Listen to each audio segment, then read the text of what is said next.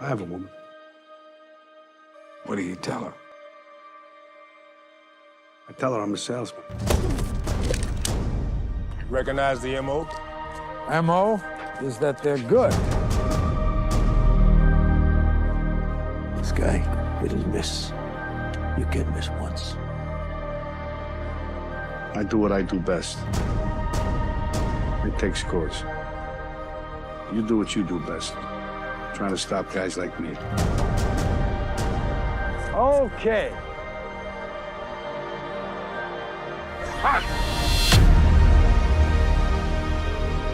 All I want is her husband and his whole crew. Assume they got our phones, assume they got our houses, assume they got us right here, right now, as we sit, everything. Guy told me one time, don't let yourself get attached to anything you are not willing to walk out on in 30 seconds flat if you feel the heat around a corner. Stay down. I figure this is the best thing to do. If I were you, I would be smart. I would cut loose of this. Bank is worth the risk. I need it, brother. Does anybody have any idea where these people are? He's probably busy right now. But he's real thorough. He ain't gonna forget about you.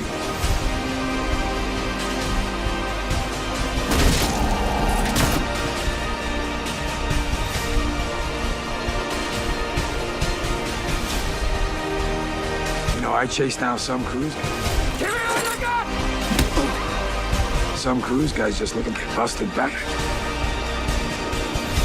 And you? I am never going back. I mean, is this guy something or is he something? This crew is good.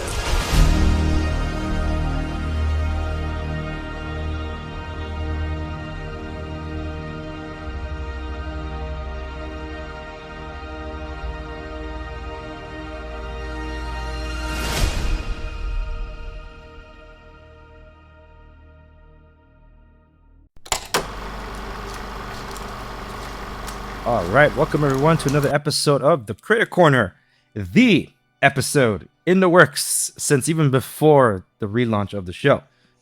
Travis, buddy, how you doing? Good to be here. Ready for this one? Absolutely. Let's get into it. I know we put off so many things. It's like we rehearse this thing every time we meet up, but there's just no camera. We've pre-gamed for this for about 6 months. At least. Oh man, and because of that, we got a little bit in the background here. We got Alien Goldenthal and crew providing some background ambience.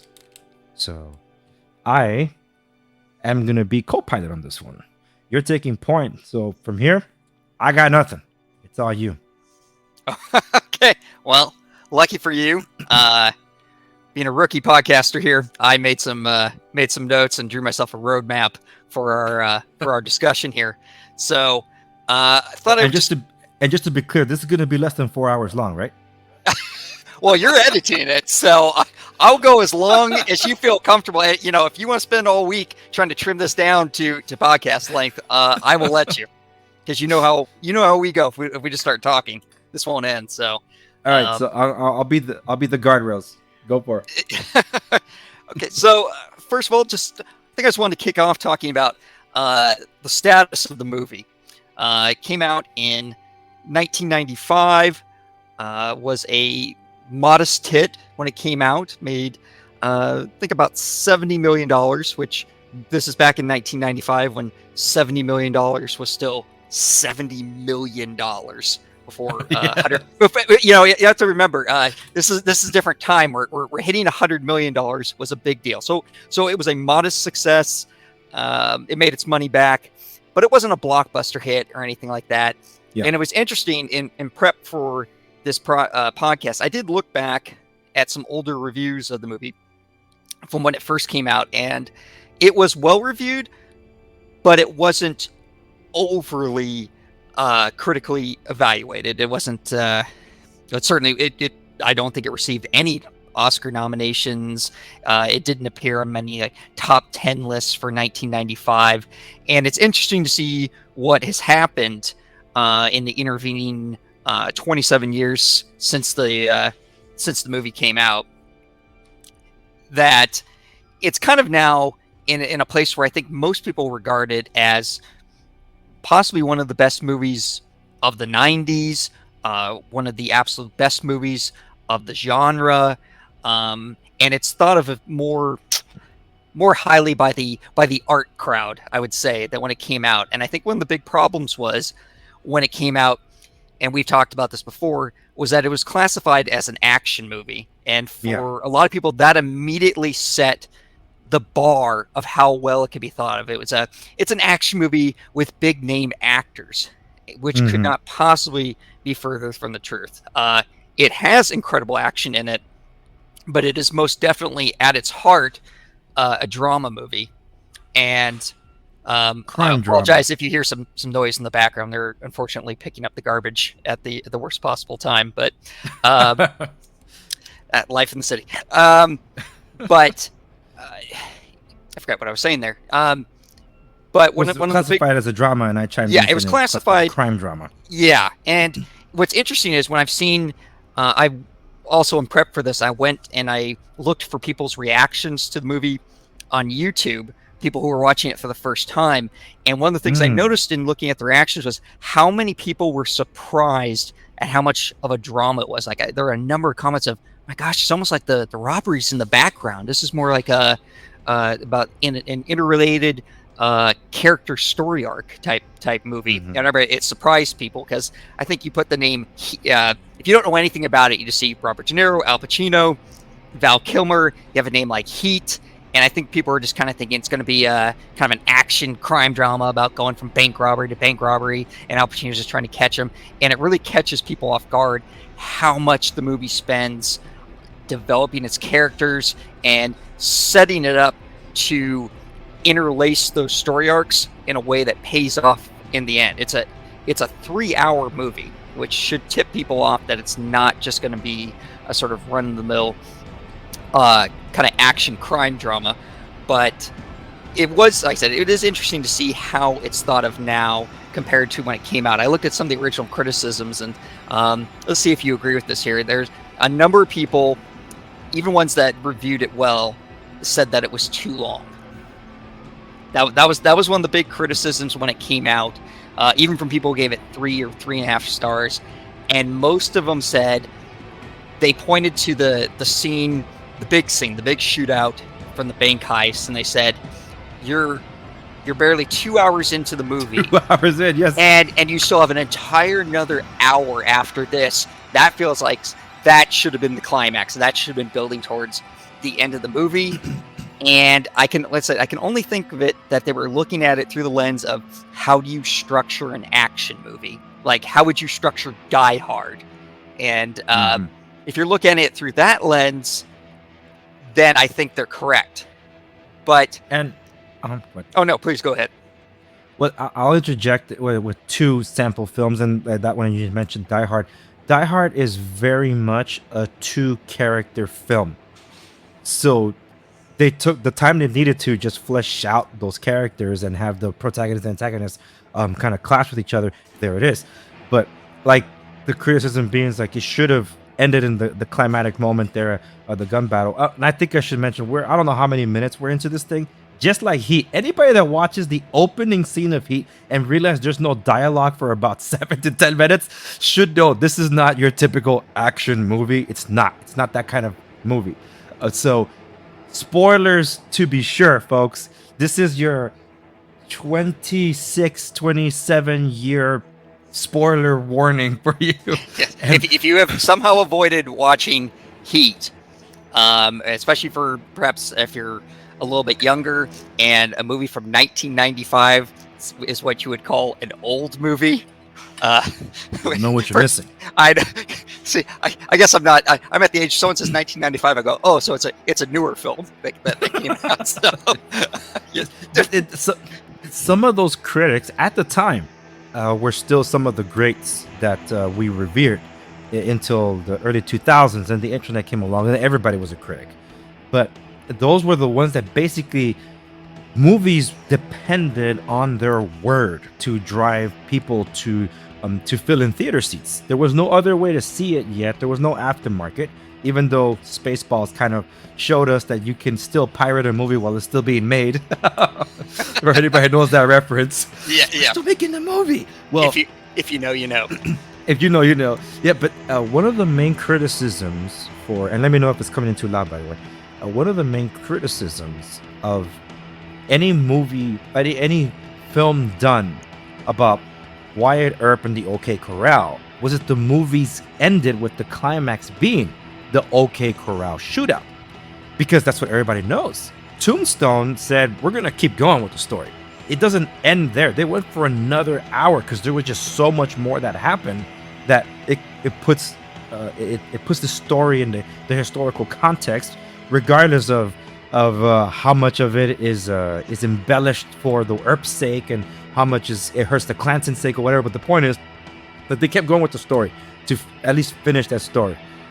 In the case here, because people looked at it through that lens too, I imagine, because I think Tombstone and Heat were removed about 2 or 3 years in between them. Very close together. Yeah. Heat. Anybody that sat through this for 2 hours already would know, dude, there isn't any action yet. If anything, like a scene or two, everything is the suspense thriller up until that point. Well, unless we're counting the opening scene, which was a very, very slow, methodical build to something awesome. There's two set pieces in the movie. There's some additional action throughout the movie. But I'd say there's two set pieces. One of them at the beginning when they knock down the armored truck, and then obviously the big bank heist shootout, which is the clear centerpiece of the movie. And then there's action interspersed through moments throughout it, but there aren't really any further big action. You know, like I said, this is not Die Hard, but at the time they kind of built it that way, which I think is a little unfortunate. And like I said, they really kind of misled people. Like I said, and it is funny to look at people's reactions to going, "Wow, it's such a character story. Where's the bank robbery?" And modern day movies don't. It's really hard to find this kind of talent because yes, like the arts have way more respect for a film like this to be able to balance that fine line of character drama interspace with poignant action moments and drama where it's not taking away or detracting. Everything complements their cogs that just fit so well, because there are films today that are so artsy in character for the sake of being that, and then when the action happens, it's like this wasn't worth the wait. It's like it was such a slow burn for the purpose of being a slow burn.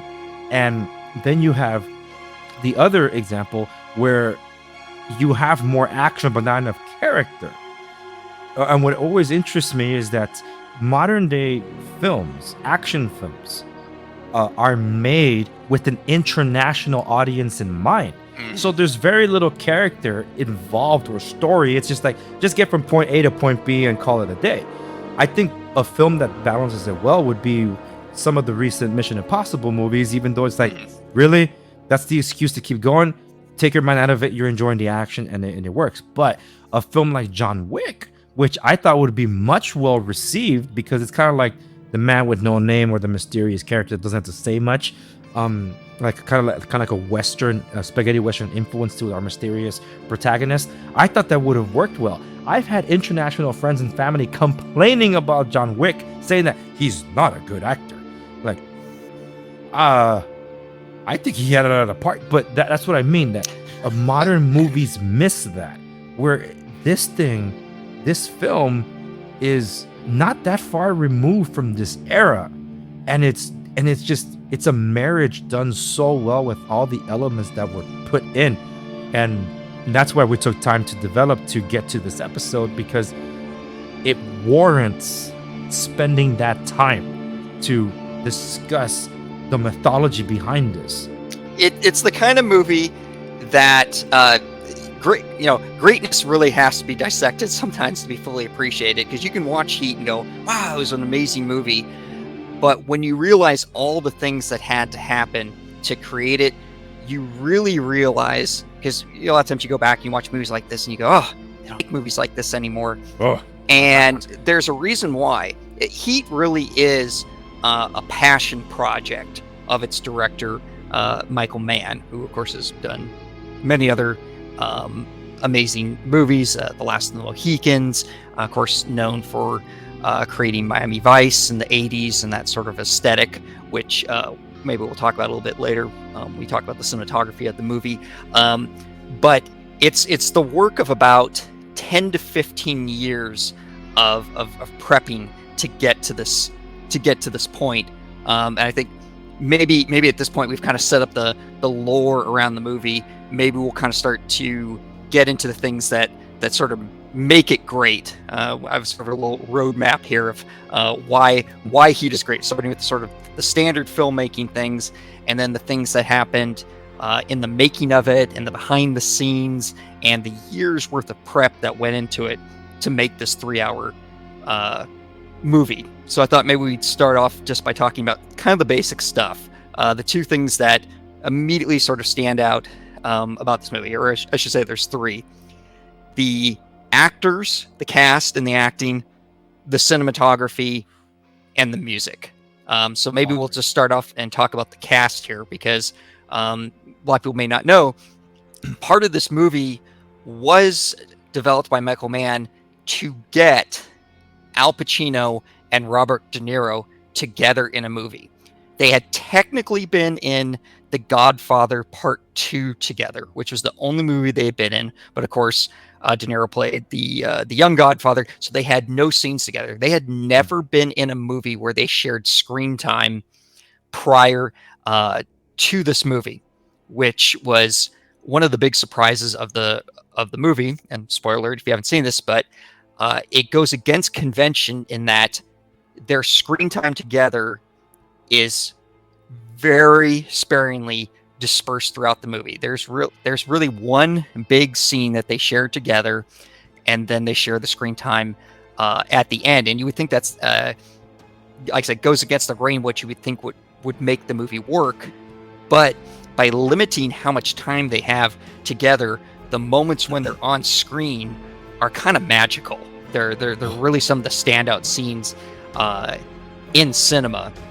And then you put in this incredible supporting cast. It's kind of a who's who of great actors from the 1990s, and including Val Kilmer, who's something, given where his career went after this, people forget that at one time he was considered actually a very good actor, not just a movie star, like when he was coming off of Top Gun or what other Willow from the 80s, that he was actually a very good actor, and I consider this to be sort of the of course. And you notice he made these movies kind of around the same time period of his career.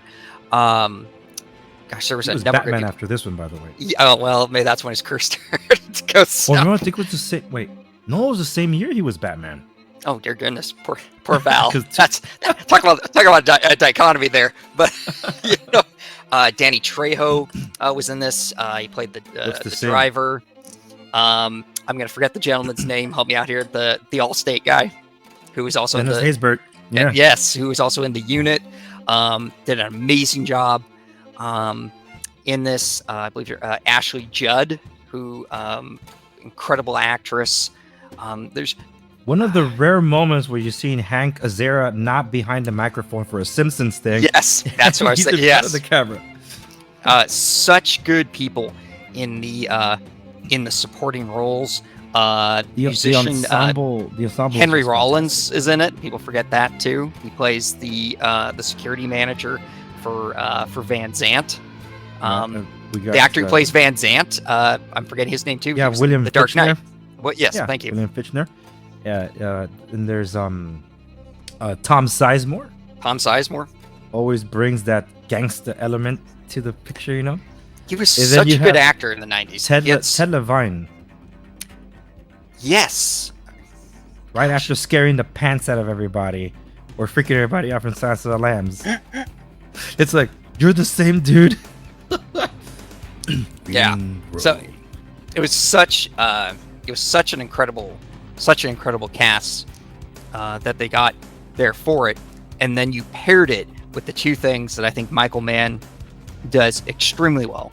One is aesthetic. I talked a little bit about that. Obviously, he was the creator of Miami Vice in the 1980s, and you can see that derivative in the style of Heat. It's toned down. It's not a kind of over neon saturated look, but he brings that very kind of dark, almost David Fincher-esque kind of look to some of the cinematography, some of the incredibly smooth camera work and pans that are in the movie. Definitely one of the standouts of the movie. In some ways tied to the cinematography, and I don't know, maybe you want to talk a little bit about this because you're sort of knowledgeable, are the locations that they used. Yes. And in the movie, because Los Angeles, one of the things that makes Heat great, that makes it more than greater than the sum of its parts, is the fact that in addition to the story, the setting is a character too. Yes. The fact that it's set in Los Angeles is not happenstance. It's not like, well, it's a crime movie. We need to be in a major city, and well, it was too expensive to shoot in New York, so we shot in Los Angeles. Los Angeles is integral to the story. And when you watch the movie unfold, you feel like you've been all over Los Angeles, which was purposely part of what Michael wanted. He wanted to shoot it in a way that it didn't feel like every movie you've seen that takes place in LA. He wanted this, and you mentioned the no-name character when you were talking about John Wick.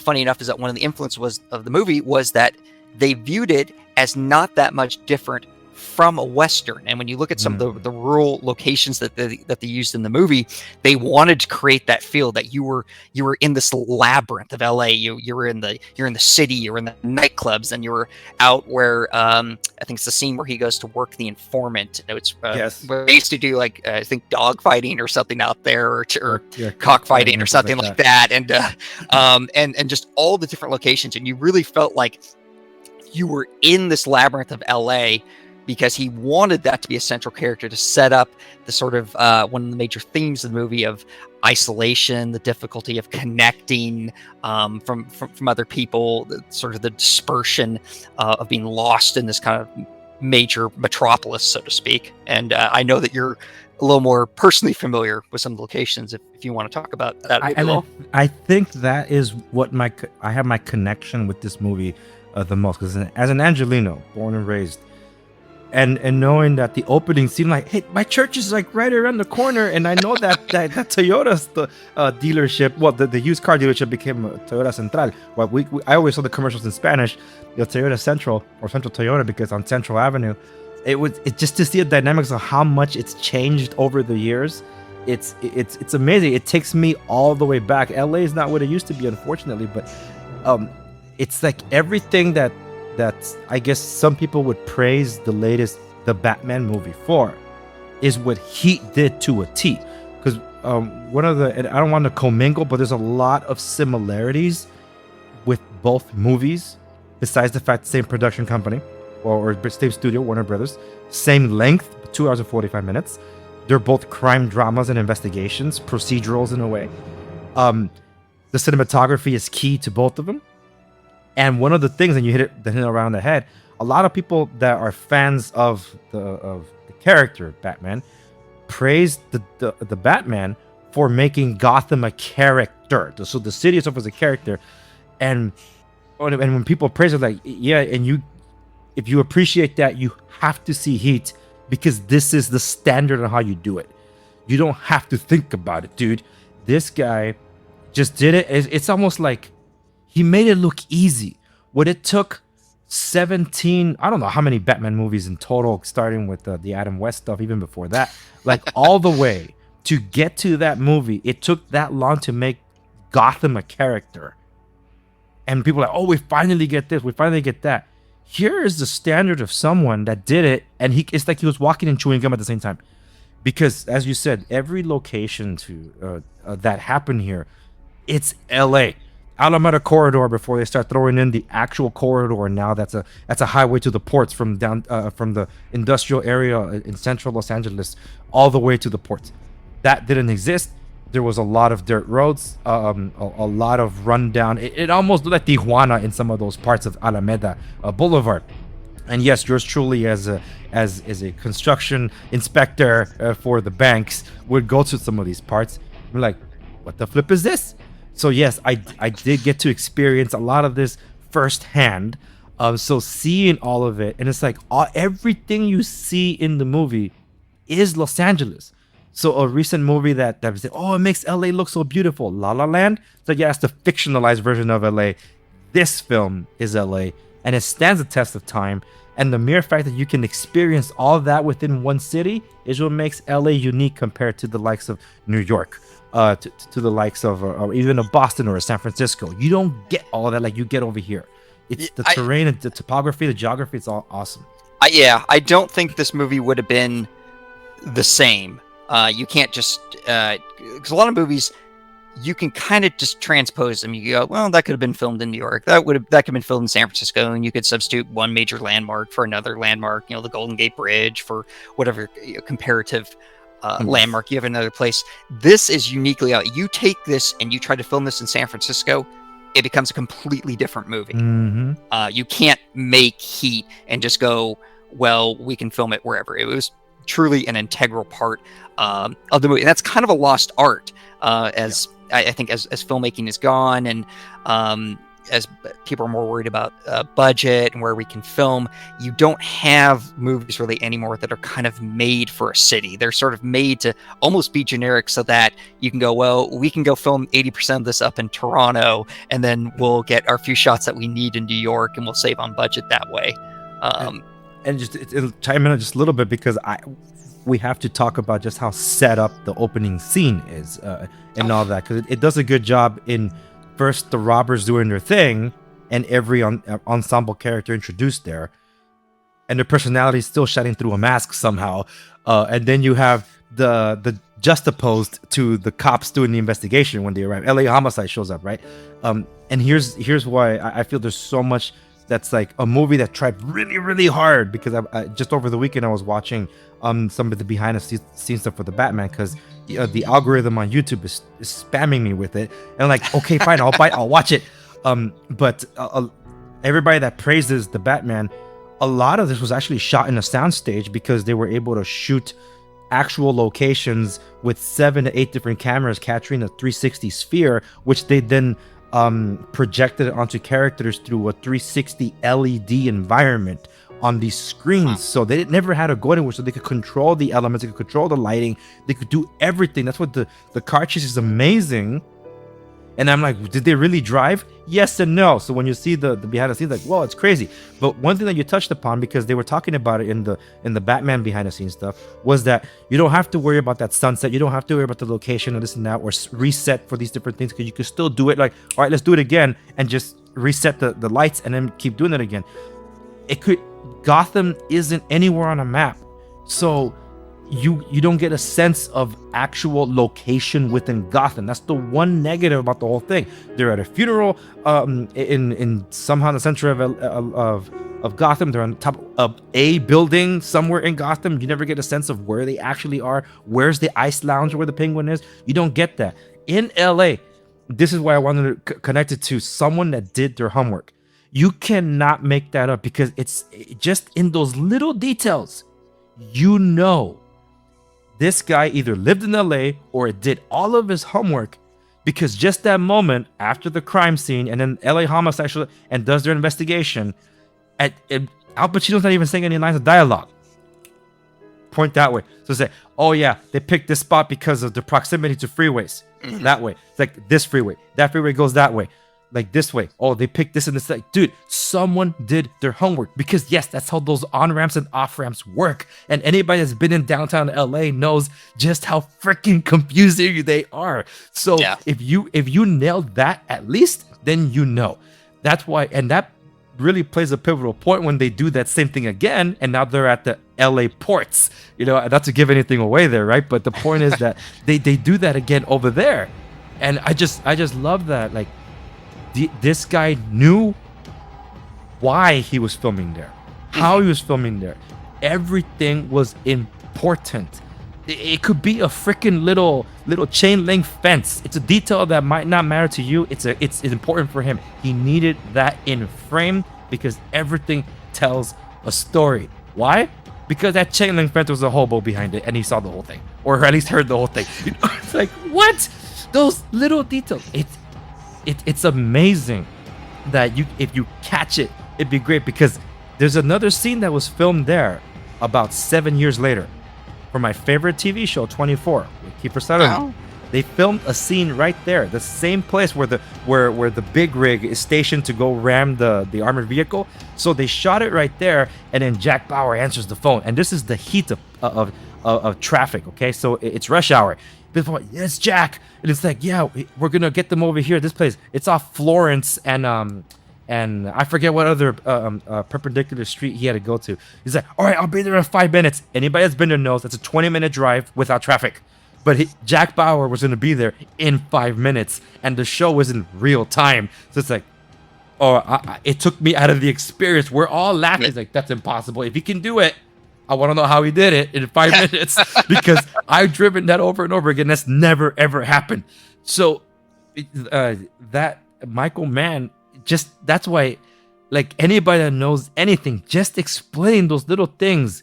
Everyone was doing their homework, which makes the supporting cast sound even smarter when they're delivering the dialogue. Like, oh, these guys know what they're doing when they're investigating. That's why it's so good. It's dialogue rich with a purpose. It's not just they're like, oh, it's cringy dialogue like the new Top Gun movie. Cringy but enjoyable. Not here. You're not gonna get any of those throwaway lines. Everything is important. It's like he didn't leave anything on the cutting room floor, because if he did, everything you saw was purposeful, and there's no way to even remove 5 seconds off this thing. Everything served a purpose in this runtime and dialogue. It's just absolutely astonishing. Yeah, absolutely. Michael Mann goes out of his way to help his actors in that regard. He gives them all the actorly things that people want, like, you know, what's the background, what's my motivation, what's all the little details. Well, he's going to supply that for you. You're going to have everything. You're going to have the setting, you're going to have dialogue, you have everything you need at that point, as if you're a good actor to work with to create your character.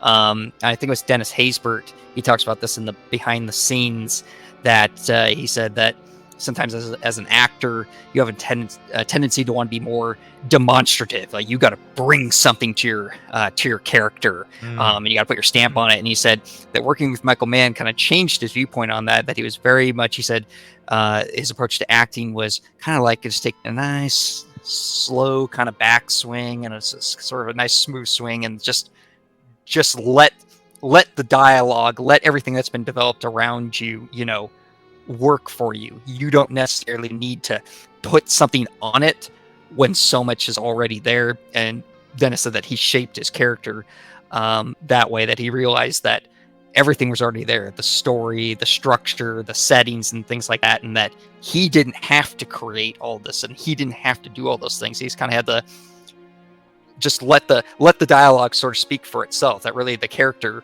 was already there.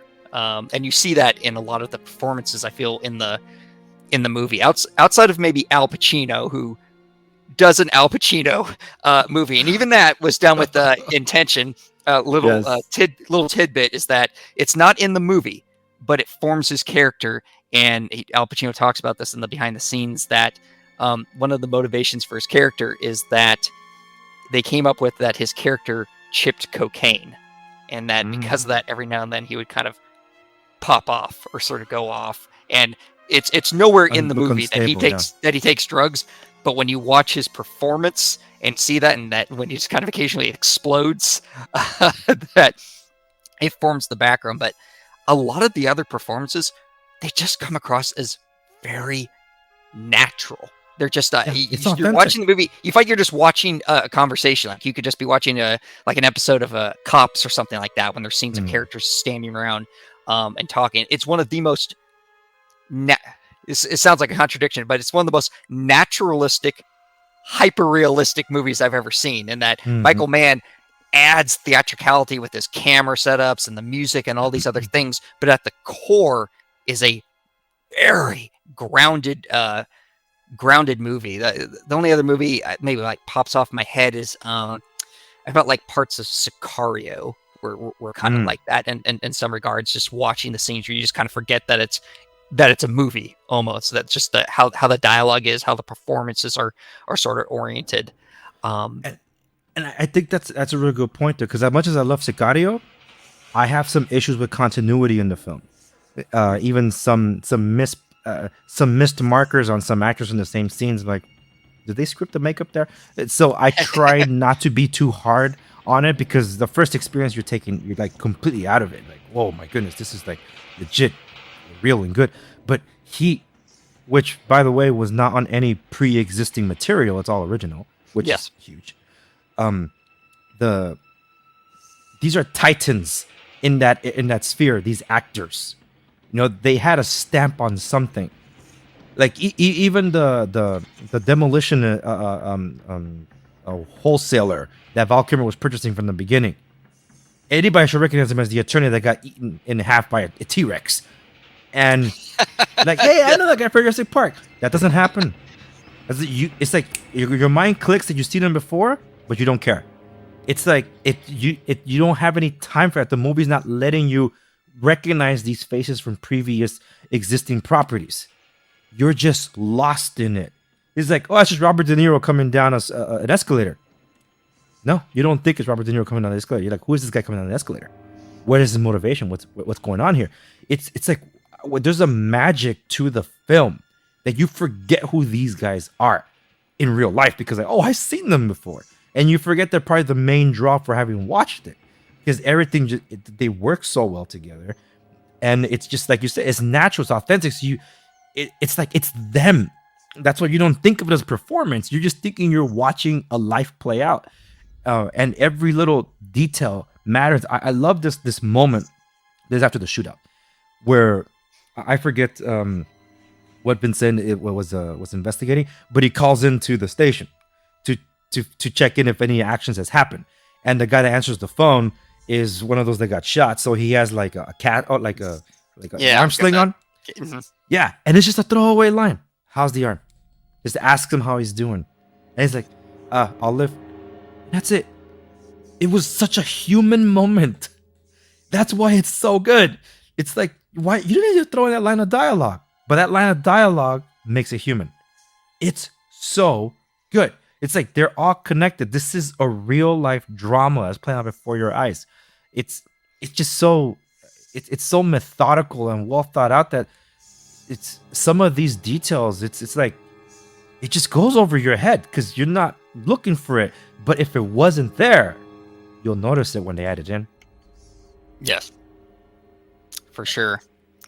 Kind of going along with then the look and the cinematography and the locations, I think the final element, sort of major film element, which I know might be your favorite here, is of course the music and the score for the movie, composed by Elliot Goldenthal, but obviously including a number of different pieces that were selected by Michael Mann. But before maybe we talk about those, the score by Elliot Goldenthal it's one of my favorite scores. I have the soundtrack on vinyl, play it many times.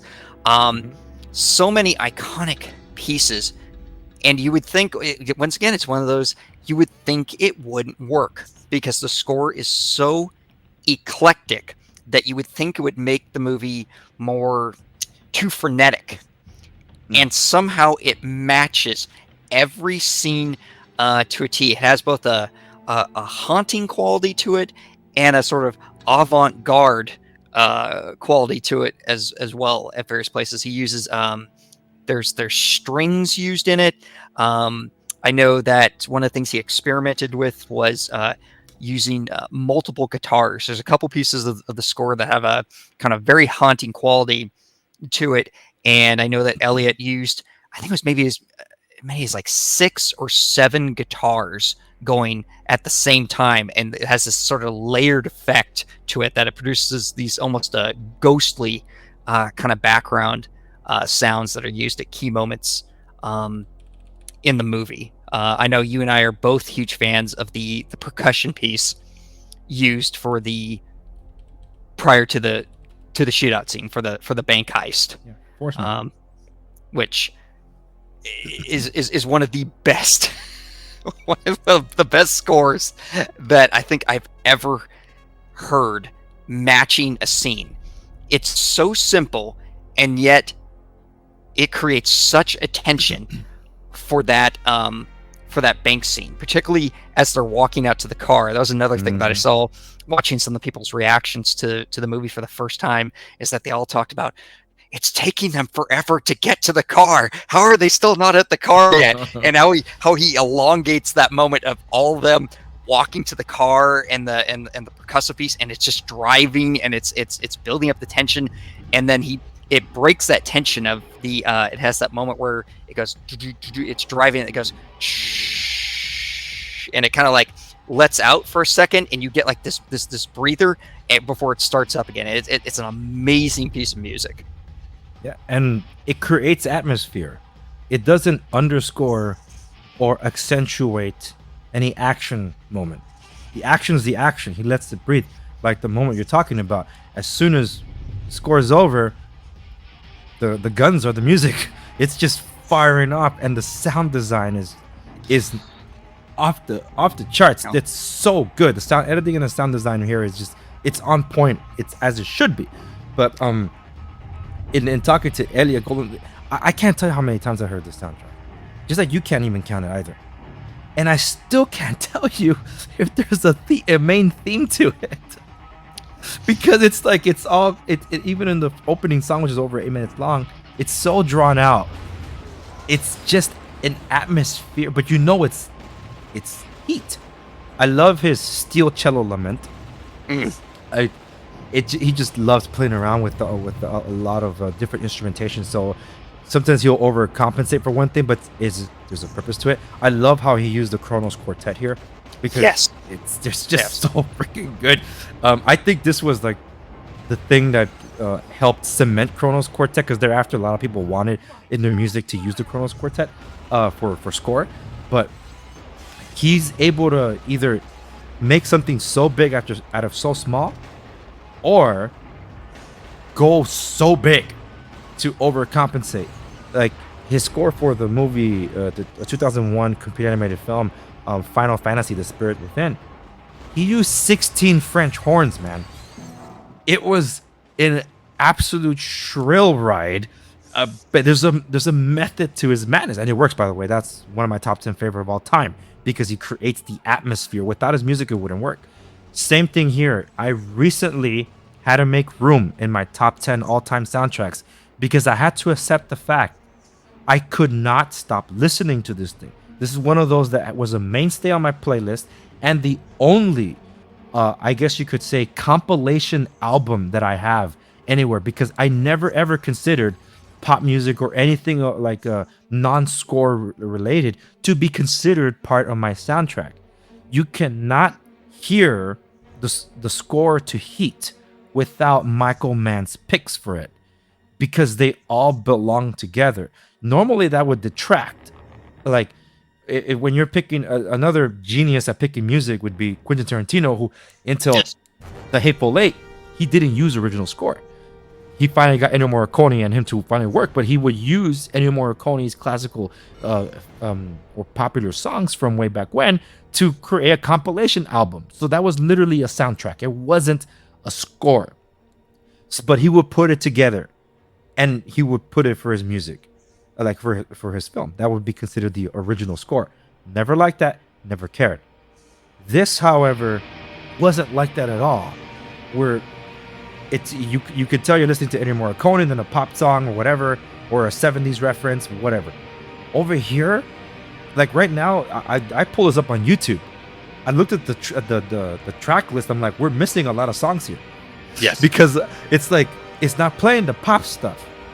So when I have the full score, which is like a 3-hour listening, because the full version of every single song, it's like, well, yeah, because need it. It's part of it. It's all a character in of it itself. It complements itself so well. Like Force Maker, the percussion piece is not even here on this selection because Elliot Golden didn't do it. Someone else did. But if whoever's none the wiser wouldn't know that.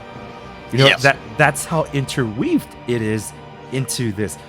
Everything here, like you've been pointing out, is a character and plays an integral part as cogs to this machine that Michael Mann put together. And you can't just take the elements out of it and not expect the other parts to come with it. Oh, and can you imagine hearing the end of the movie without God moving over the face of the waters? Can't, no. That's the only way. You know, and it's such an unusual pick too that he used Moby for that, and he used a cover. I don't think it's even on the soundtrack we're listening to.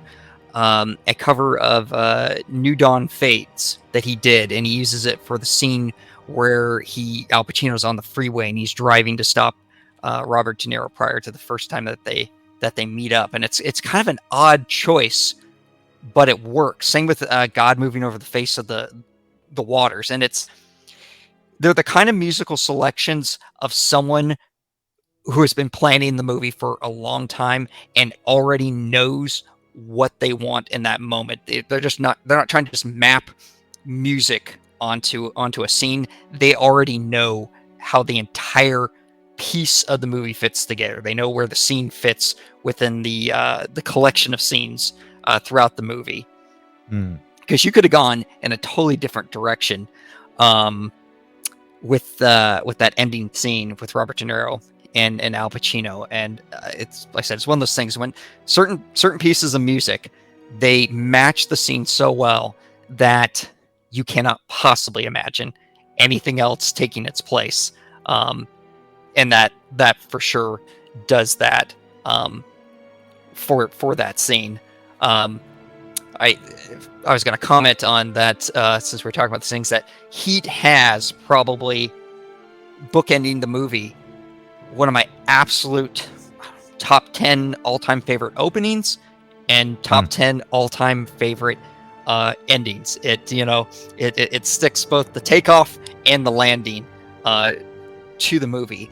But that entire opening scene, where the train is coming in and the music is very slowly starting to swell in the background, and it lets you know that the movie, bro, right then and there, if you thought you were sitting down for an action movie, that opening scene lets you know that everything is in that opening scene, that it's going to be something kind of deeper. It's going to be this kind of large scale story. It's going to be perhaps a little bit epic, a little bit deeper. That opening scene conveys so many emotions with the music and just the shots of that train coming in. And yet you think it's very simple. It's a very, it's not a boisterous score, and it's not an elaborately shot opening. Granted, the camera ends up following Robert De Niro out. It's a very simple opening, but it's incredibly effective. That should be a lesson to other filmmakers. You don't have to do, some zany open the film with a lot of action. He opens it about as slow as possible, and it's one of the most effective openings I've ever seen. And then he bookends it with one of my favorite shots of all time, and he holds that shot of Al Pacino holding Robert De Niro's hand, where you don't even see. It's like I said, it's not conventional at all. Most instincts for directors is you've got to drive the emotion, so you have to show facial reactions. You've got to be on the. I feel like most directors would have ended that scene on Al Pacino's face, but he doesn't do that. He takes that. He lets the action. He set up the story so well that he doesn't need to do that. He can let it. And he uses that medium shot instead. You see Robert De Niro, he slowly slumps away, and he just lets that image of Al Pacino just kind of looking into the distance. He's not even looking at Robert De Niro's character, and just holding his hand and looking out, and the music, and it says so much by doing so little. The more I thought about it, I can't see too many other directors shooting it that way. I felt like most of them would have wanted to go for, I said, some kind of a close-up on Al Pacino, or spend more time on the Robert De Niro character dying. Once again, it's kind of like the acting itself. It feels kind of effortless. It doesn't feel like it's not like it's not like a Steven Spielberg movie. It doesn't feel like it's really trying to tell you what to do with the camera, and it is incredibly effective because of that. That's a director that knows his material. I feel that some directors, they shoot things in different ways because they don't trust the material. They don't trust what the effect is going to have, and they go, we better have a shot in there of showing the audience that, and they don't trust the effect of what the image paired with the sound is going to do, and they end up adding too much, and it has emotion to it when they do that, but it doesn't have the lasting emotion that something simple like that last iconic shot of Heat has. Do you think, because it sounds like Michael Mann had creative control over this project, do you think that movie could be made today? I think he would have to go lower budget. Well, by a major studio. It wouldn't. This would be made on, well, actually not anymore, but there was a short time period, or maybe he would have gone to Netflix and said, hey, I'm Michael Mann. I really want to make this personal project that I've been thinking about for 10 years. And I've got these really good actors, and they might have given him a budget enough to do this. This is not a safe movie, I feel, for today. There's way too much character development. Even though the action is good, it doesn't spend enough time on it. But by modern days, even at the time it came out, but by modern day standards, it demands too much of the audience. There's lots of going back and forth with the characters. You have to keep track of what is going on. There's a lot of subtleties in the movie. The last third of the movie ties together thematic elements that I feel lead a lot of people, because at that point they're kind of done with the movie because they've seen the shootout, and that was kind of the end of the movie for them. I think it's a tough sell, even with that cast. If you said, hey, and I should say this, that unlike Pacquiao versus Mayweather, they got Robert De Niro and Al Pacino at one of the last points that they could have gotten them to make this movie. That the age that they were at, where they were at in their careers, they were still big stars. They were still, I would say, going through the last of their prime, so to speak, in the mid 90s, and that they caught them right at that point to be able to do something like this. So could you make this today? Yes, you could do it. Say, I've got two big name actors and I want to do this thing. Yes. Could you make Heat like this? I don't think so. I think a first test screening, after audience started complaining that there were too many characters, I didn't understand, why did it drag on for so long? I think Heat ends up being maybe 2 hours and a quarter at the most. I think they just tear that thing out. They probably take out a lot of the sub elements, like with the daughter, and Dennis Haysbert character almost certainly disappears in that movie, for sure, because that's one of those that you have to really be paying attention, because it's one of those goes, why am I watching this guy, and why do they keep cutting to them? Since we're talking about it, it's a very risky type of filmmaking, and I already mentioned this once, but I almost wonder if Heat was an inspiration for it.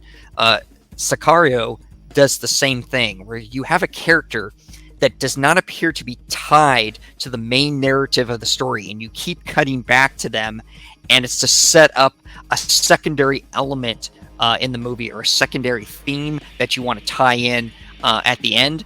And it's a very risky thing, because first of all, audiences are trained to kind of follow the narrative of the character, and you keep cutting to something that you don't understand yet how it's going to fit in.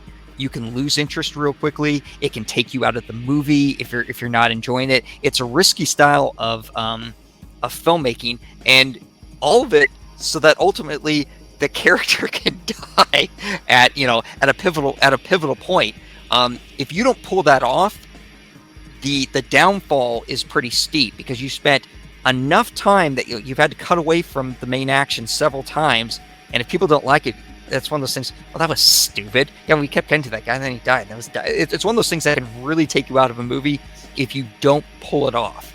So it's like I said, I've said this a couple times. This is a director's movie. This is someone who, they use those terms in filmmaking. Had a vision. Michael Mann had a vision of what he wanted to show, and I think maybe that kind of leads us into the next thing I sort of wanted to talk about, what were the major themes of the movie, because we've talked a lot about how it's not just an action movie, and I think one of the things is that it deals with a lot of central themes that people can relate to. The term art house movie kind of gets a bad rap because people think that means it's going to be sort of pretentious and incomprehensible. Heat, to me, is an art movie that anyone can watch and appreciate and understand, but it's not a mainstream movie. Not at all. Before touching on those elements, just to wrap up the aesthetics, because there is something for why I keep bringing up anything related to Batman, not just because everything I have around me is Batman, but because The Dark Knight and even the Batman, in watching it, I felt a lot of Heat influence on these films. And even though it wasn't directly mentioned, in the opening bank heist scene to The Dark Knight, where these clowns are robbing a bank, that whole sequence, I'm like, I've seen this before. Holy snubs! This is Heat. This is the bank heist scene, and there was a throwaway mention to that. An actor that was not credited in the entire film is William Finchner.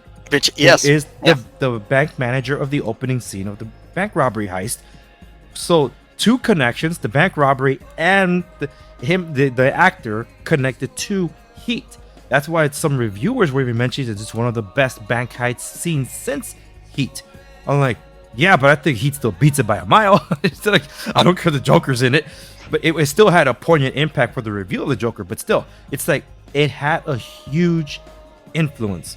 And in that film, you do get a larger Gotham, but and you get a sense of space and feel for where things are because it's a film in Chicago, but you do not get the city as a character. So now juxtapose that to the to the Batman, which many people are saying is as good as the Dark Knight, which nope, far from it. What angers me about the Batman is that it could have serviced better as a miniseries.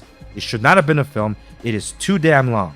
It's the same runtime as Heat though, but the movie is so long, and Gotham, as much as I love, is a very central key character to this whole place. That the cinematography is gorgeous, the art direction is important to this. You do not know where things are. Just like the third act, where the movie should have ended, but it didn't. It went on for like another 40 minutes. What's we'll complain about Heat is a proper complaint for the Batman. See how these are kind of parallel to each other? The big thing is, wait a minute, since when the hell are there seawalls in Gotham? No, it was never mentioned in the entire film. But suddenly it's like, oh, the seawalls have been breached. The what? All of a sudden it turned into Blade Runner. Yeah, it's like it came out of nowhere. It's like there was never any mention. We never saw a map of Gotham until it was needed for the plot. Like 5 seconds before the plot needed it, they show a map of Gotham. Then it happens, never getting a sense of feel or direction to to Gotham itself. Didn't even know there's a freaking stadium there. That's where the climax of the movie happens. Even though it's one of the most awesome Batman action scenes ever made, grounded by the way, because it's all practical effects. But still, it's like you never got that. That's why, going back to Heat, which is why I said there's a lot of the Heat influences in the Batman too that I can see. In Heat, I never felt the movie was needed to finish. There, I'm gonna skip this one.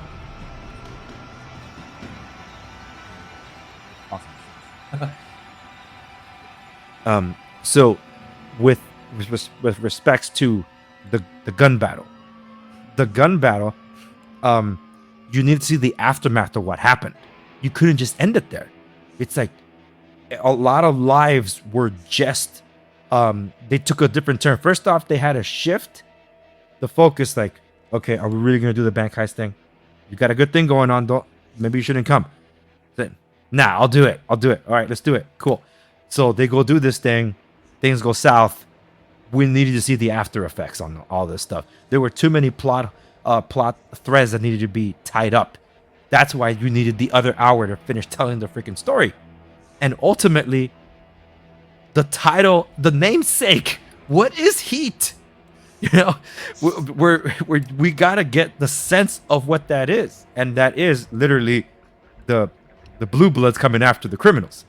It's like, all right, be able to ditch everything when it really comes to it. Will you, when you feel the heat, be able to drop everything that you're doing? One of the famous lines from the movie, as he tells Al Pacino in their famous diner scene, I think it was a guy told me one time, allow nothing to be in your life that you cannot walk out on in 30 seconds flat if you feel the heat around the corner. And that's kind of the essence of the movie, for at least for the Robert De Niro character, and for kind of the criminal code, which is one of Michael Mann's favorite topics. He delves into this in his movie Thief, which came out, I believe, in 1980, which in some ways is a precursor for Heat. And he's done several movies where he deals with characters who, usually criminals, who live by a very strict code, and the code is what usually keeps them out of jail, and they have to stick to this. And what happens to them if they deviate from that code, even just for a little bit? And if you've seen a Michael Mann movie, deviating from your personal code usually leads to tragedy and something bad happening. But it's one of the big themes of Heat, is that the Robert De Niro character lives by this code, and this code essentially precludes him from having what people call a normal type life. You know, he can't have the wife and the kids. You see his house in one of the early scenes, and Val Kilmer is over there, and he's saying, "When are you going to get some furniture for this place?" Yeah, and he's like, "When I get around to it." When are you going to get an old lady? When I get around to it. And that he has the money, he has the wealth, and he has almost no real reflection of it in his life. His code precludes him from essentially being able to enjoy that. He has his crew, but even at that, it's sort of a professional relationship that he has with all of them, and he does not allow himself to get attached to anything or any person. And you get to see the effects of one of the big things in the movie is that he opens himself up to a relationship with the Edie character, and it proves to be his undoing. It's one of my favorite scenes in the movie, and he's the bank job has gone south, and they're making their getaway, and John Voight, another actor we forgot to mention, the incredible John Voight, who they got to do this movie. Which, just real quick side bit about that: John Voight turned the movie down when he was offered the part, because he said, "I'd love to work with you, but this is kind of I feel like anybody could play this part. You could pick any kind of actor in Hollywood." And as the story goes, Michael Mann turned to him and said, "Yeah, but then I wouldn't have a chance to work with you." And so John Voight said yes to that. But John Voight calls him on the phone, and at this point, De Niro and the Edie character are headed to the airport. They're on their way out, and he says to him, he's like, "I have to tell you because you asked, but the bad guy, the slick character, who's hiding in the hotel, he's like, he checked into the hotel under the name Jameson, if you still care, which I figured you didn't." And Robert De Niro says, "You figured right. Well, then so long, brother. You're home free." And he says, "So long." And you get off the phone, and you get this feeling that even though he's just said, "I'm home free," that he's not going to do it. And Edie turns to him, and he's like, "What is it?" He's like, "Nothing. Home free." And there's this incredible moment where after he says that, they go under this tunnel, and everything slows down for just a second, and there's like the bright lights of the tunnel, and there's this really serene music. And normally that would indicate that like he really is getting away, but Michael Mann has set it up in such a way that you already feel that by watching something that relaxing and serene, that something's going to go wrong because it doesn't fit in with the movie. Like, why does this look this way? And there's this incredible shot. Michael Mann does this several times throughout the movie where he, when he wants to show that a character is contemplating something, he dissolves between these different camera angles on their face, where he kind of lets it linger, almost like in slow-mo. There's like a slight slow-mo quality to it, and it dissolves into different angles. And you see this side angle from the window, and you see his face just furrow just a little bit, and it's a very slow elongation of, you know, he's already thinking that he's going to do what he's not supposed to do. And it's this incredible performance by De Niro, and all these emotions go over his face in the span of about 30 seconds, and you know that he's wrestling with that. He's thinking he's going to do this thing and go and get his revenge against Waingro, but he shouldn't do it. He should walk away. His entire life has told him he needs to go and get out. 30 seconds flat. He's already violated that by taking Edie, but he needs to go. And this is in the commentary to the movie. There's a little split second in that scene where Robert De Niro smiles. And I always wondered what that was. He has this little smile on his face where he goes, and apparently that was about is that his character knows what he's doing is wrong, and that he's aware that he shouldn't be doing it. Realization, yeah. Yeah, but he's feeling the thrill of someone who's lived by such a strict moral code for their entire life. It's kind of like the pastor's kid syndrome, where he's breaking the rules of his code. He's already broken it by letting Edie come into his life, and he's feeling the thrill of living by emotion instead of logic, and the idea of, I just want to do this and I want my revenge, and that there's kind of a thrill in that he's not confined anymore by his code, but that he knows that it could go badly on him. And then he, of course, makes that quick turn, and they get off the freeway. And the movie's done in such a way that as soon as he takes that turn off the freeway, and this is something I saw in multiple reaction videos, is that everyone reacts the same way to that scene. They went, he's not going to make it. Everyone knows that is the pivotal scene in the movie in terms of his character, that he can't let it go, and that ultimately that's his that does lead to his downfall. Because you have quite literally an unstoppable force meeting an immovable object. And it's just, I love the whole setup. Well, it's the juxtaposition of how they're all looking into one another, right? And when the LAPD is surveilling them getting out of the restaurant, who's the loner?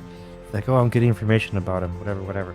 But then later, because they were duped, and I don't want to say how, I don't want to spoil everything for everybody, but when the LAPD is made out, and John Voight's character is going over it with Robert De Niro, and it's like, remarriages, serve I don't know how many tours, I think it was Marine Corps or whatever.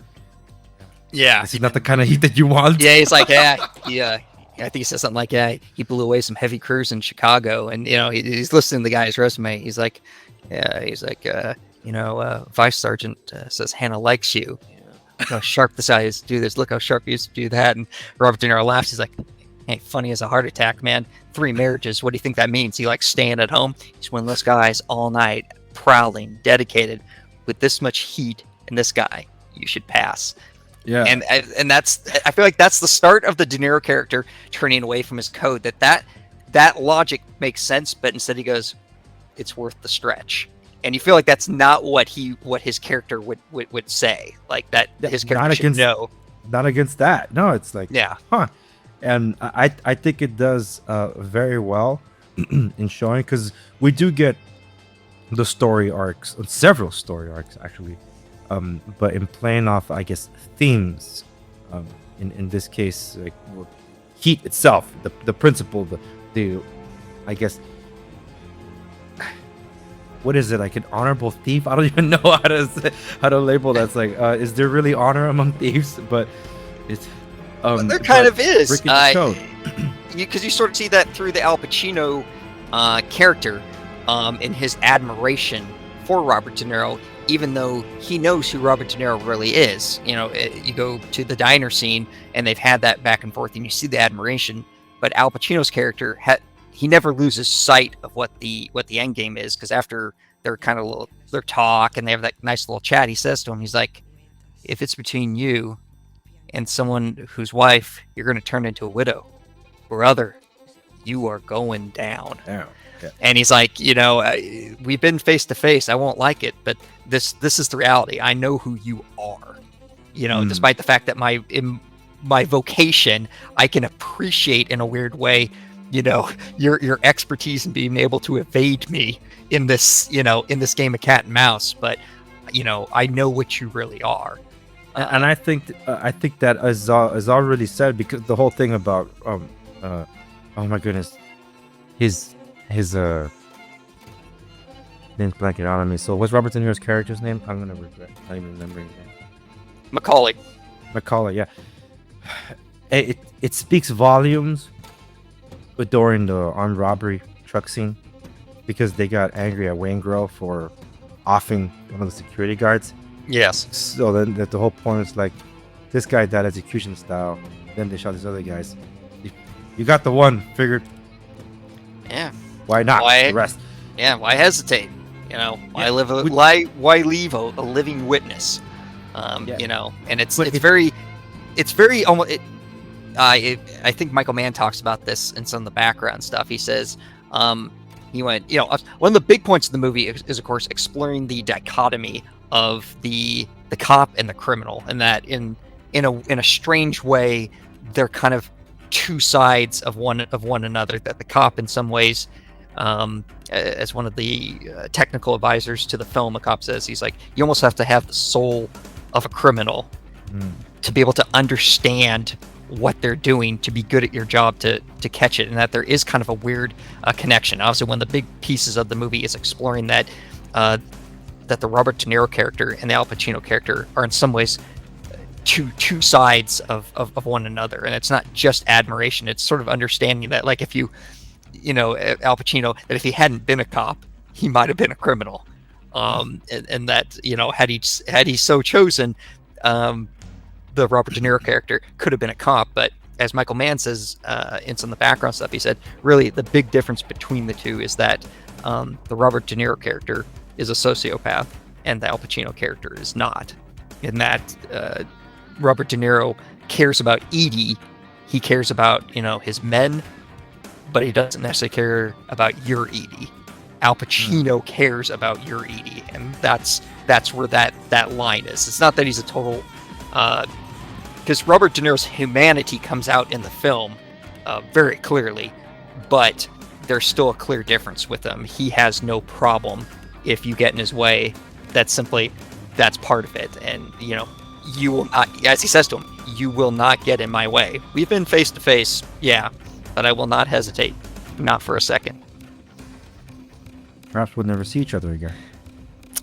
It's such a good scene.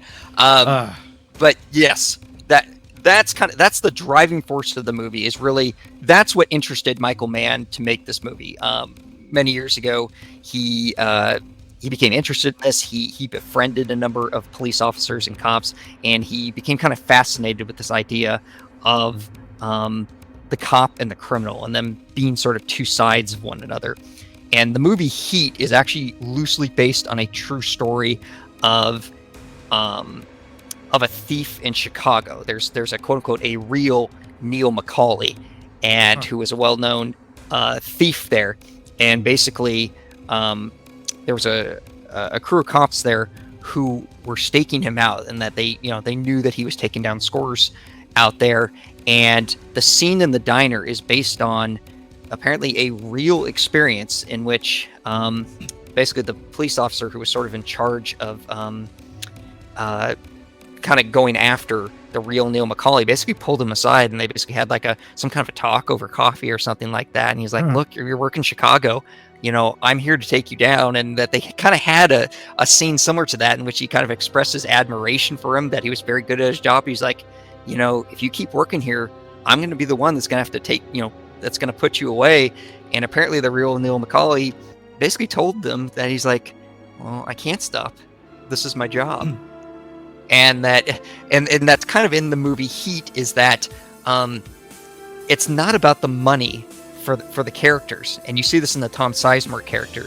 The scene where they find out, it's after they find out that the police are on them and they're trying to decide, hey, do we take the bank or do we split? 30 seconds from now, we're gone on our separate ways. And Tom Sizemore character asks Robert De Niro what he should do, and Robert De Niro tells him, he's like, you got a wife and kids, and I would cut loose of this if I were you. And Tom Sizemore turns back to him and says, for me, the action is the juice. I'm in. And that it shows that it's not really about the money. It's just what they do. It's what they're addicted to. It's what they want to do. Tom Sizemore talks about that he did interviews with some prisoners who were put away for similar type stuff and prep for the movie, and that he asked them, and he said, well, because a couple of them had gotten busted, got out, and then got busted again, and he'd say, well, why did you continue to do it? And he said that one of the guys looked at him and said, well, it was my job. And it was basically that they that's what their life was about. It wasn't necessarily about the money. It's like, why do you wake up in the morning? What is your purpose in life? Well, I'm a thief. That's what I do. I can't just stop. It's not just about risk versus reward. This is who I am. You can't tell me to just stop doing this, and that there's an addiction to the process in it. But I think that was kind of big. So you have the dichotomy, you have kind of the addiction element to it, which you also see in the Al Pacino character, who is also addicted to the process, which you see in his failing marriage. It's a subtle thing, but it's a great scene. It's after he's at the hospital and he's taking his daughter into surgery, and he's talking with his wife if they can ever make their marriage work. And he basically tells him, he's like, it's like you told me, it's all I am is what I'm going after. And she basically gives him clearance to walk away. She's like, go away if you have to. No, I'll stay. No, it's okay. I'm okay. And he's reluctant to leave, but as soon as she gives him permission to leave, it purposely cuts to a shot of him running down the stairs, because he's gotten a pager that he knows that Neil McCauley is on the run. And it shows that as much as he cares about his family, and he cares about his wife, and he cares about his daughter, and that part of him wants to be a really good husband, that's where his heart is at. As soon as he's given permission to, well, if you need to leave, he's gone. He's back. That's where he's at. That's his life. His life is, Tom Sizemore says, kind of that phrase about, the action is the juice. Well, for the Al Pacino character, it's the same thing. He's addicted to that process of hunting down the criminals, going through everything to get them, and then, and nailing them. And he can't let that go, even if it means his wife, his family, if everything else has to go to the wayside in his life, he can't let that go. And it kind of shows how they all lose something through this addiction that they have. Kind of addiction, loneliness, and the inability to connect are kind of, I'd say, the sort of universal themes throughout all the characters. All the characters have some problem in the movie, including all the secondary characters, of either not being able to let something go, or an inability to connect with other characters. You look at the Dennis Haysbert character. He's trying to get back on the right path. He's got a supportive girlfriend, but he's an ex-con, and he's trying to work at that restaurant, and he's not getting the break, and the manager's taking advantage of him. And when the opportunity comes, even with everything in front of him, where his life could go, he can't let it go. And I'd say one of the last things I want to talk about here was that Michael Mann talked about this several times, that he's not a big supporter of fate. That he said it always annoyed him that people say, well, that's just fate, it was supposed to be that way. And he said, no, it's our choices that make things happen. And in the movie Heat, there's more than several moments throughout the movie where characters have to make split-second decisions that have kind of almost eternal consequences for them. And you see that with the Dennis Haysbert character, you see it with the Robert De Niro character, you see a couple other moments during the movie. But he likes that moment where you're presented with a choice, it all of a sudden it's there. You didn't plan for it, and you have to make an immediate decision, and that decision will lead you on sort of one of one of two paths, and that the idea that your life is, you know, a product of well, it just happened this way. Well, you know, the cops, it just had that. It's not that your actions and your choices lead you to where you're at. And you kind of see that where a number of people make purposeful decisions that lead them to where they are, whether it's the Val Kilmer character's wife, played by Ashley Judd. I'm forgetting her character's name now, but choosing to stick with him, or the fact that she essentially sacrifices her son to let the Val Kilmer character get away.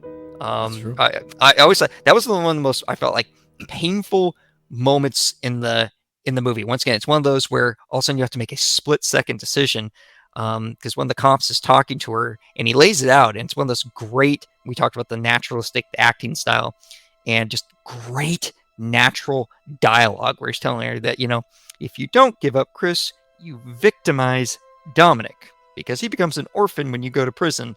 And he kind of lays out the life that is like, yeah. And then he goes to the gladiator academies like Chino. And I love the verbiage that's in Heat. It's so, you can tell that it's someone that knows the slang and knows the dialogue that's kind of used on the streets, because otherwise I don't feel like most people would have used that term, gladiator academies, but that's apparently a term that a lot of people use to refer to those prisons, because essentially of who goes through the system and who comes out them, and that he's speaking to her in language that he knows that she'll understand. And same thing, just like all the other characters, she comes to the right decision initially, that yes, she never should have gotten with Chris, the Val Kilmer character, and that she needs to protect Dominic. But when she's faced with the choice and he shows up, she can't make the right decision. She gives him to let him go. And, you know, we go into other elements in the story, but presumably she probably doesn't get a deal because of that, and the son probably does become an orphan, and she probably does go to jail. So it's in some ways it's a very non-redemptive movie. Most people come to bad ends. The daughter who can't deal with the fact that you know, her stepfather is gone, and even though Al Pacino character, you get the feeling that he wants to be a good father, he's not there for her, and her kind of need for a father figure, the fact that she tries to commit, spoiler alert, sorry, she tries to commit suicide in his hotel room. And it's just, like I said, it feels like such a real story. It feels like you're really in people's life, especially big city life. That's what I think a lot of people think of LA. It's a place where there's hustle and bustle and everything's going on, but it's incredibly difficult to actually connect emotionally, spiritually with other people, and the way life goes and the way you get treated and the choices you have to make. And like I say, it very much does feel like an LA story. I suppose it could be New York or another big city, but it's very much rooted. Like I said, you as a native Angelino probably can attest to this better than I can. Oh, absolutely. And like in caring for everyone, I guess that's why, because it felt like such a real story that you end up feeling for people that even you don't get to know in the story. A dead hooker, for example, you feel for the victim's family. It's a powerful moment. Or the aforementioned suicide, probably the biggest shock of the film. It's like, as a parent, that's just like threw me out, like, no, it's like that hits really hard because you don't see it coming anywhere, but it makes sense, and everything has a purpose. It's not just there because it's there. Everything's intentional, and it's just, there's only so much power that you have, and everything is just so layered. Like there's even a storyline about hunting down the rat. Who's the rat? And it's sometimes you even forget there's a rat, and then like, oh, it's that guy. It's like, then you just kind of get it. There's everything matters, which is why you can't leave. If I'm assuming he didn't, but if you leave anything on the cutting room floor, you'd be leaving out part of it that's integral to the story, such as Dennis Haysbert's character. It's like you feel for him, because you're kind of rooting for him, you know, like, to have this better life. He's working really hard. It's like, don't, man, don't go with them. And then it's like, you know what's gonna happen when he says yes. Just like you said, you know what's gonna happen when Robert turns the wheel, when Neil turns the wheel to veer off an off ramp. It's like, oh boy, you know, we know where this is going. You know, and I don't think I got to answer my own question with respect to, can this movie be made today? Not as a movie, but as a mini series, yes. Will it have the same effect? No, probably not, because it's one of those things that this requires a viewing investment from the audience that is interrupted when you do it as an episodic series. It could be done though. But I feel like you could be. do. Could you spread Heat over 20-some episodes and have it be a slow? I don't know, like a 1-season special, a slow build to the bank robbery. It'd be too long. It'd be too long unless if it's character drama culminating in a epic gun battle, perhaps. But it would feel almost formulaic, where it's like the superhero movies are expected to end with a big CGI fight and a sky beam or whatever. But this wasn't contingent on the action. It was choices and elements and moments that affected their lives that led them down this route. It's like, this is the life you choose, the life you lead, and this is where you end up. When you're put up against someone that's met your match and that's willing to go toe to toe, you know, round for round, with, he's like, whatever you're throwing at me, I'm gonna throw just as much or more. You know, it's an entirely different thing, and it just won't work in my opinion, because you're going to be taken out of that investment. Especially if it's Netflix, you could probably binge it and maybe get the same experience, but there'll always be that hit next. No, that's different, because you still get taken away. Over here, the only one that could take you out of the experience is you hitting pause and having to go to the restroom, or saying, it's too late, I'll pick it up next time. My brother-in-law couldn't watch a movie for an hour and a half because he always fall asleep. It doesn't matter what it was. So this was like 2 movies in one for him, and he like watched it all through, and he asked me, "Can we watch it again?" I'm like, "You're still awake, dude." It's like, that was wow. You know, and this is someone that I didn't think was gonna enjoy what was considerably a slow burn. And he just absolutely loved it, and it considers one of his favorite movies of all time. And it was due to that he ended up going to watch the classics from the 80s and 70s. So now he's become a little bit of a film aficionado, just because like that opened the door to. That warms my heart. I like to hear that. It is a slow burn though. I really think I think you and I are perhaps maybe more used to watching certain types of movies, and that I think it's hard for me to think sometimes that Heat probably is too slow of a movie for certain modern audiences. I don't think of it that way, because I think of it as kind of quick paced and going through all these characters. And I think in today's editing, I think it would just be considered too slow. That there's too much time set up on developing Edie and Robert De Niro, even though that is foundational to one of the points of the movie and his character. I think that would get axed. Like, all right, you got way too much. Like, you know, have one scene where, you know, they meet up and they kiss, and she's his girlfriend, and move on to the next thing. Some of the stuff with the Al Pacino's wife, that would probably get axed out too. They'd be like, all right, you leave one scene in there.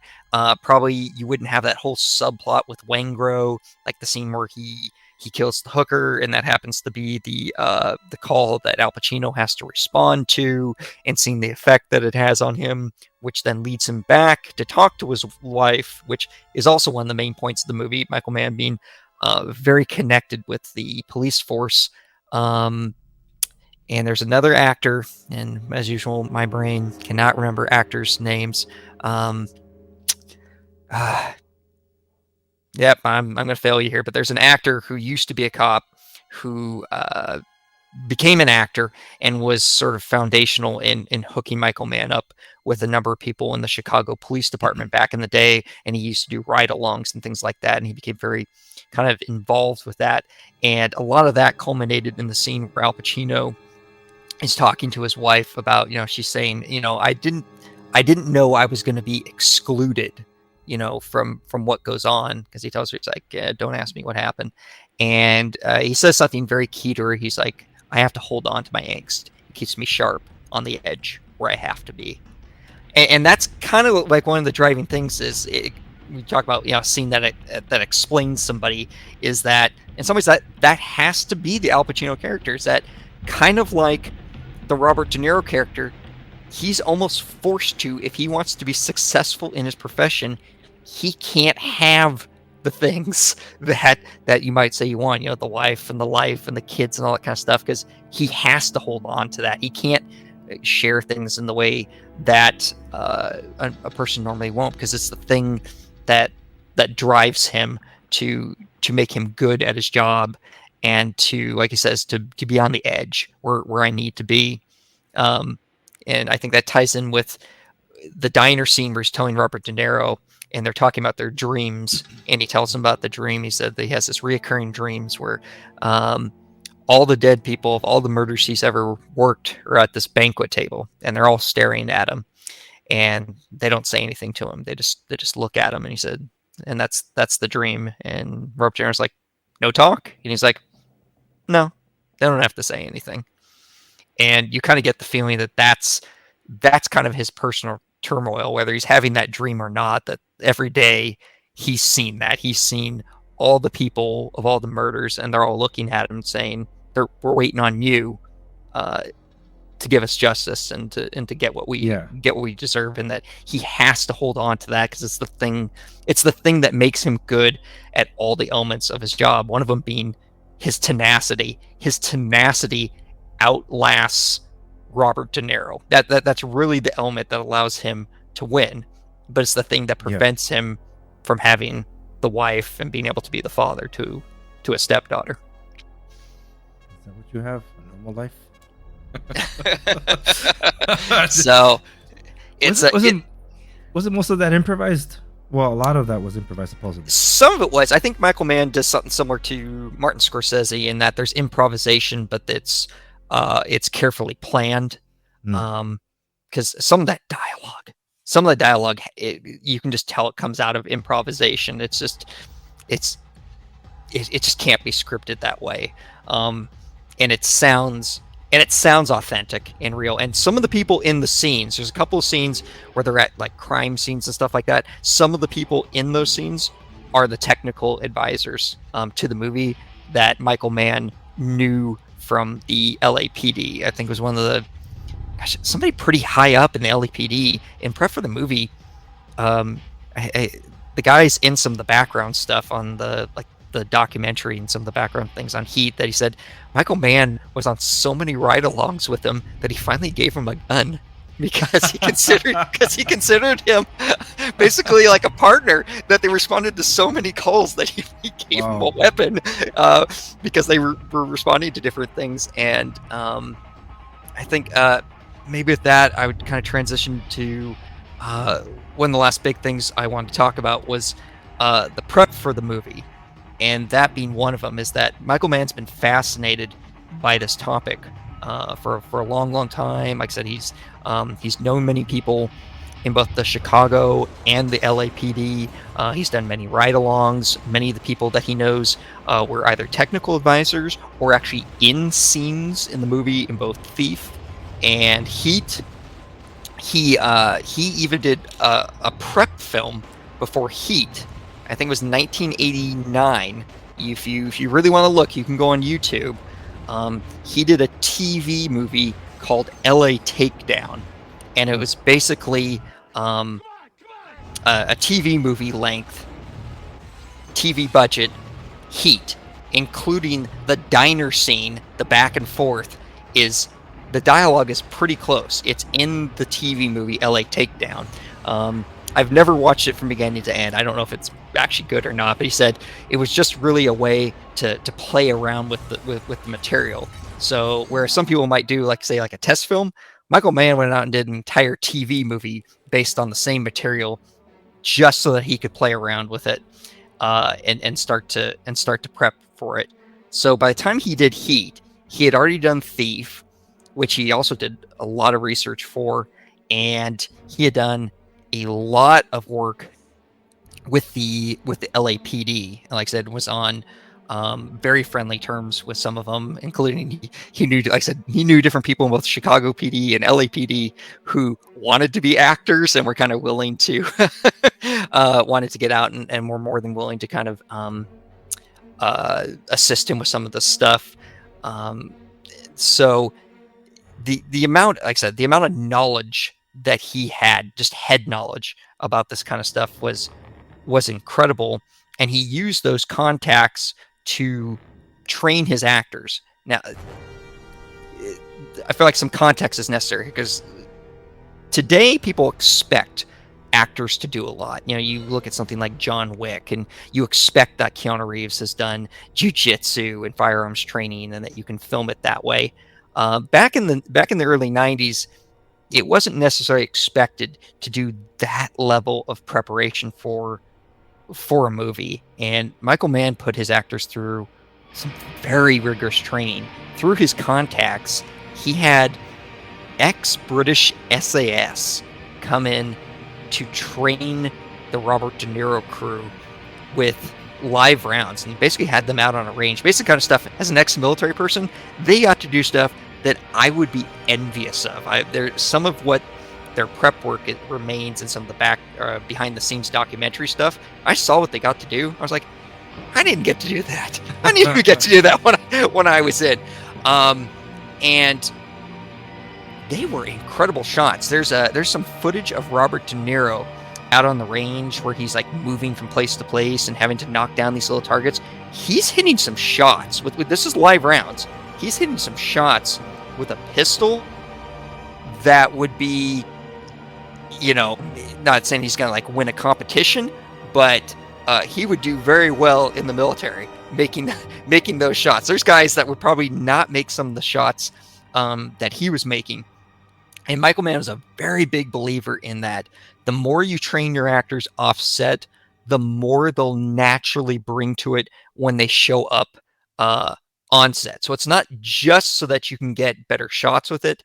It's that he wants them to feel like they can actually do the things that they're going to do. So they did real bank heist kind of prep work. They had their advisors go with them and basically say, pretend like they were casing a bank, and we want you to go in and not appear on any of the security cameras and stuff like that. So I guess the actors went around, they went to different banks and pretended like they were trying to get loan information and stuff like that. And they were given tasks to come back with certain information. And so they were given like little missions. They were out there doing live fire training.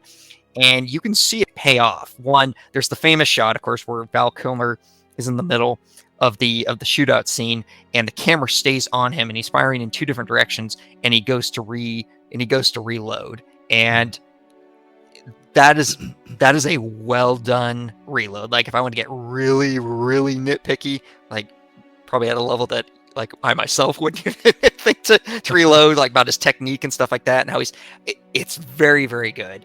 And obviously it allows more fluidity in the action because the camera just stays on him as he's shooting both directions, and it just seamlessly pans down with him to see him do the full reload, and then boom, immediately back to firing.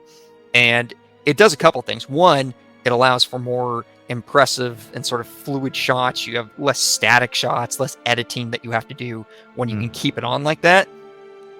But it also helps establish something. When you see a character reload like that, because the big problem always in action movies is, gosh, they've been firing for like 20 minutes. Doesn't anybody ever have to reload in this movie? But you don't want to show... Screw it. Yeah, but you don't want to show like 20 minutes of people constantly reloading. You show it once, and you show the skill level that they have and how fast they can reload. It kind of takes care of that problem. Because then when you cut back to, and they're constantly firing, you've already established how fast that they, that the characters can reload, and you buy it. Like we talked about this at the very beginning of this podcast, that you forget you're looking at actors. You're just looking at the character. Of course they can do that. Of course they can do this, and it helps you buy into the entire scene. But there's one scene in particular Michael Mann pointed out. It's a scene in the restaurant where they're trying to get Widow Waingro, and he's trying to convince Robert De Niro. He's like, he was making a move. I had to get it on. And Robert De Niro takes his head and bounces it off the table. And Tom Sizemore, there's a guy at the other table, and the guy looks up because he hears the guy's head slam off the table, and he gives a look, and Tom Sizemore goes and just gives him this like just lethal look, like this is none of your business. Mind your own business. Mind your own business. The guy looks away, and Michael Mann described that moment as, he said, that look has everything to do with what you put the actors through, because when they get on set, they're not acting anymore. They believe that they are that person that could do that. Like, if you're going to be a problem, I could walk right over there and take care of you, and that it has everything to do with the prep work that you did for it. And I actually believe that, because having watched a couple Michael Mann movies where you can just see how well some of that is acted, I would say that's probably a good point for other directors to take the time to invest to train actors in it. Because if they believe it going onto the set, it manifests itself in their performance. That they know that they really do know how to reload that vest. They know that they can actually make that shot. They know that they really, can do jujitsu. Like I said, you watch something like, John Wick, and I think both the camera work in it and Keanu Reeves' performance are, to a certain extent, based on the fact that he knows he can do that, because he put so much prep work into it. So I feel like Heat was one of the early precursor movies that put an emphasis on that you can't just cheat with a stuntman or an actor or an angle. You can't do what they did in the Taken series, where you can edit it to death to get him to get over that fence by using death by 1,000 cuts. Yes. I would fully believe that based on watching Heat. That's why I wanted you to take point on this, because you know a lot about behind the scenes stuff. This is kind of like the movie that bonds us in a way, and I must like seeing just how meticulous, methodical, how many test films he's basically done, and I can only imagine how many sleepless nights he spent on the script, just getting it, primed and ready for finally getting that moment out to shoot this thing, this passion project for years. Maybe you've seen some of this insight. Why? What made him so fascinated with this world? Did he ever mention anything of that? Gosh, there's something that did, and I'm gonna forget, because he had this fascination, like I said, prior to making the movie Thief. And it was either that he knew police officers. I think he knew some police officers. I think that it might have started that he met with police officers because there were ones that were trying to break into the business, and he ended up meeting with them that way. And his fascination with it started then, just kind of the world that they have to live in, and then, like I said, the whole dichotomy of that the criminal is in some ways is the other half of the cop, and that the two of them kind of make one person, because some of the technical advisors on the behind the scenes talk about his fascination in it. So it's not just coming from Michael Mann. They're like, yes, he's been talking about this fascination for like many years, and that he would ask them many questions, and he really went to some extreme lengths. I realized I remembered another thing, that in prep for the movie, he had his LAPD friends stage some fake interrogations with the actors as well, because he wanted them to know like what that felt like, and he had them both do it and then be a part of it. And like I said, some of it is stuff that does not even directly correlate to a scene in the movie, but it's stuff that he simply wanted them to go through to understand that world. And like I said, he went on many ride-alongs with one of his technical advisor, and you can just kind of hear it in the way that Michael Mann talks when he's describing it. When someone's excited, they kind of get that almost like the kind of boyish quality. Like he's sort of, talking like an adult, and then he starts talking about his ride-alongs, like, and we're going on a ride-along, maybe it was a robbery or a homicide or something like that, and I'd have to get my gun, and this kind of like almost like boyish excitement comes out of him a little bit, and you can just tell that for whatever reason, he was fascinated with all the small details of that world, and not just being a cop. He was very interested in the entirety of it. So like the prison system, how that worked, what happens to wives when their husbands go to prison. You could see in the interviews that he was very attentive to the language that that they use. We talked about the term like gladiator academies. You can see in some of the behind the scenes stuff that he was using different vernacular that was very particular to either like slang from that world or something that that you were interested in the subject. And it's the attention to detail. It's his fascination with the details that ultimately sell, I think, the movie Heat, because many of the scenes in the movie, the non-action scenes, we talk about the scene where he's just talking to his wife or stuff with the kids, most of it comes from something real. There's a basis for it. There's a story he knows, or something that one of the LAPD people told him. There's one of the interviews he did with the prisons. There's one of the kind of fake interrogations. It all came from something that has a basis in reality, which is something that you realize is missing in a lot of movies. And there's a number of movies I see that are, say, military or police related, and it's good enough. You can kind of get by, but I can tell it's someone who they had a technical advisor on set, so like some of the technical stuff is, it's correct, it's not wrong, but it just sounds like a movie person created the scene and said, oh, hey, make sure this doesn't sound wrong, and they like inserted some things into it to kind of bring it up, but it didn't start at that level. Heat, to me, is you can tell that all the scenes and all the dialogue and all the details, that the starting point is someone that was fascinated with the details and wanted it in the movie. Yeah, that's a good way to put it, and also a good way to also wrap this one, because the rest we can always go on and on and always talk about some other aspects of things.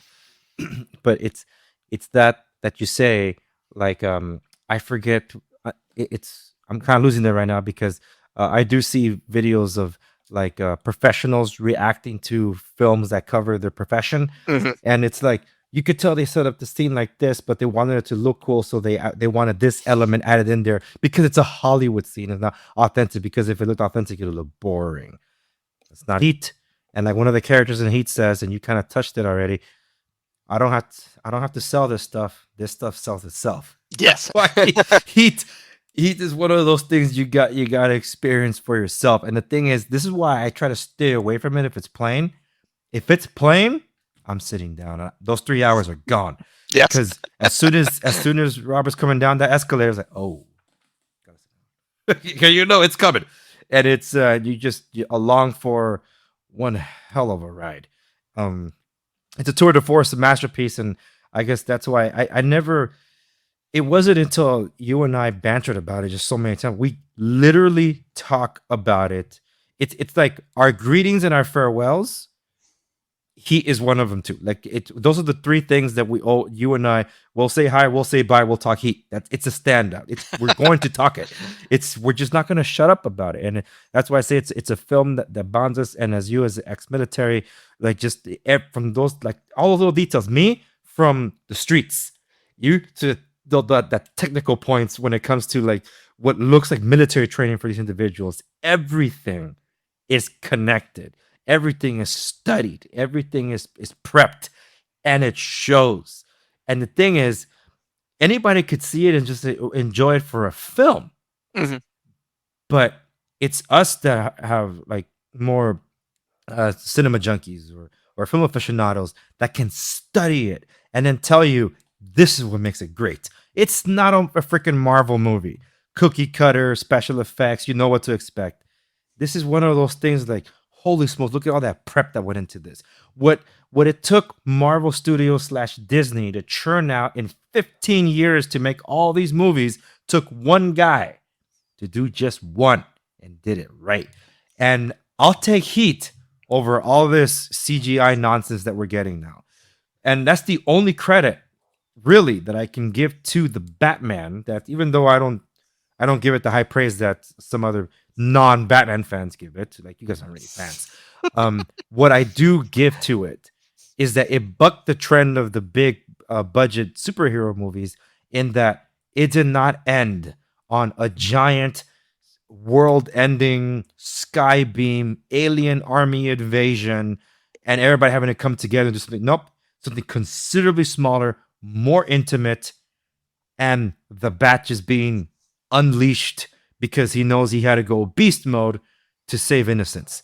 And like, That is cool.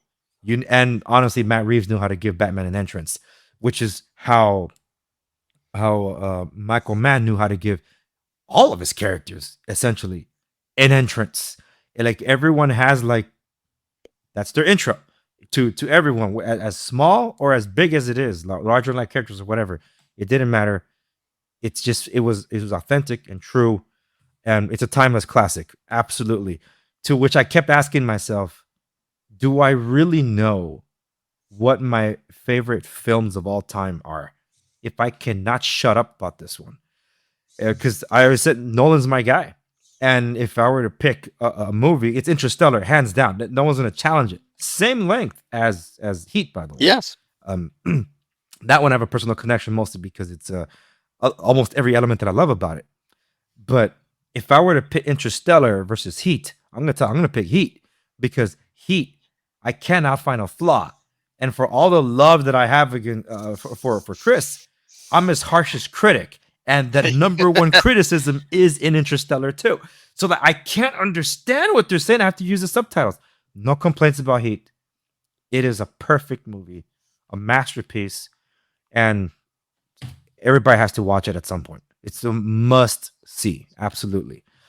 Dude, I think we wrapped it for this one, but I think I'm gonna bring you on for my local broker reacts to the change from LA when it was filmed to then a little bit after and what it looks like today. So I'll keep you posted on that one. But that's gonna be a wrap for this one. Thank you so much, everyone, for joining Travis and I on this latest episode of the Andres Segovia Show.